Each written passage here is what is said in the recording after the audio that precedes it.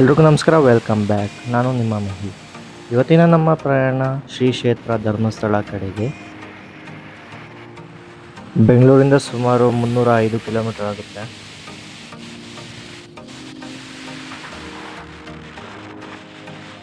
ಸಾವಿರ ಸಬ್ಸ್ಕ್ರೈಬರ್ಸ್ ಆಗಿದ್ದಾರೆ ಚಾನಲಲ್ಲಿ. ಹೀಗೆ ನಿಮ್ಮ ಆಶೀರ್ವಾದ ನನ್ನ ಮೇಲೆ ಇರಲಿ.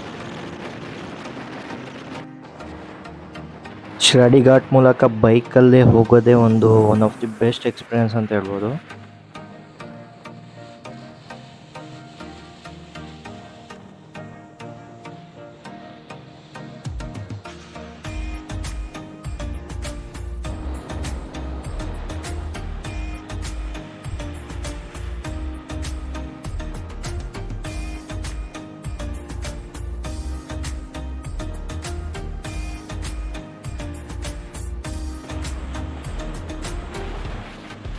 ಸೊ ರೋಡ್ ಸ್ವಲ್ಪ ದೂರ ಚೆನ್ನಾಗಿಲ್ಲ. ಸೊ ಫುಲ್ ಹಳ್ಳದಿನ್ನೇ ಇರುತ್ತೆ. ಸೊ ಘಾಟ್ ರೋಡಲ್ಲಿ ಹೋಗ್ಬೇಕಾದ್ರೆ ಆದಷ್ಟು ಸ್ಲೋ ಆಗಿ ಹೋಗಿ.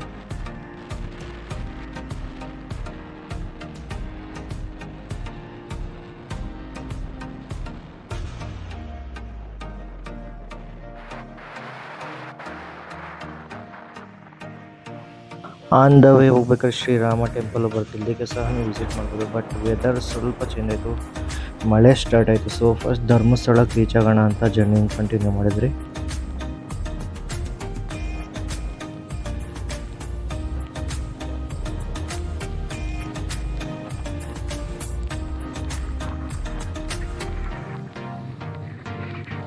ಸಿಕ್ಕಾಪಟ್ಟೆ ಮಳೆ ಗುರು. ನೇತ್ರಾವತಿ ನದಿಗೆ ಹೋಗಿ ಸ್ನಾನ ಮಾಡೋ ಅವಶ್ಯಕತೆನೇ ಬೇಡ, ಇಲ್ಲೇ ಆಲ್ರೆಡಿ ಬೈಕ್ನಲ್ಲಿ ಸ್ನಾನ ಮಾಡಿಬಿಟ್ಟಿದ್ದೀನಿ.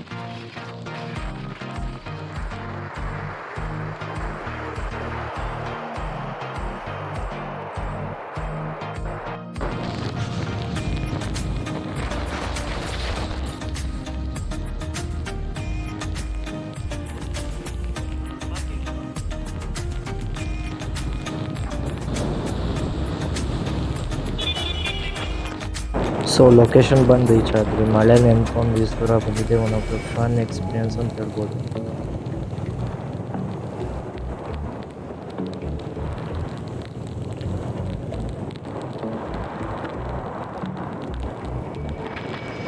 ವೆದರ್ ಕಂಡೀಷನಿಂದ ಸ್ವಲ್ಪ ಕ್ರೌಡ್ ಕಮ್ಮಿನೇ ಇತ್ತು.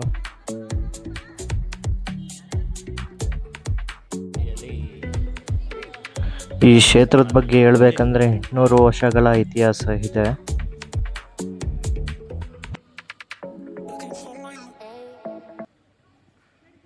ದಾನ ಮತ್ತೆ ಧರ್ಮಕ್ಕೆ ಈ ಕ್ಷೇತ್ರ ಹೆಸರುವಾಸಿಯಾದ ಕಾರಣ ಧರ್ಮಸ್ಥಳ ಎಂದು ಕರೆಯುತ್ತಾರೆ.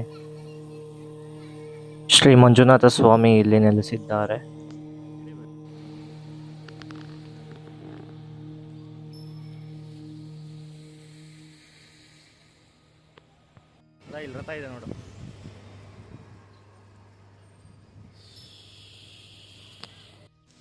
ಗೊಮ್ಮಟೇಶ್ವರ ಬಾಹುಬಲಿ ಸ್ಟ್ಯಾಚು ಸಹ ಇಲ್ಲಿ ಇದೆ. 21 ಆನೆಯ ಸಹಾಯದ ಮೂಲಕ ಈ ಮೂರ್ತಿಯನ್ನು ಈ ಬೆಟ್ಟದ ಮೇಲೆ ಸಾಗಿಸಲಾಗಿತ್ತು, ಟ್ರಾಲಿ ಮೂಲಕ.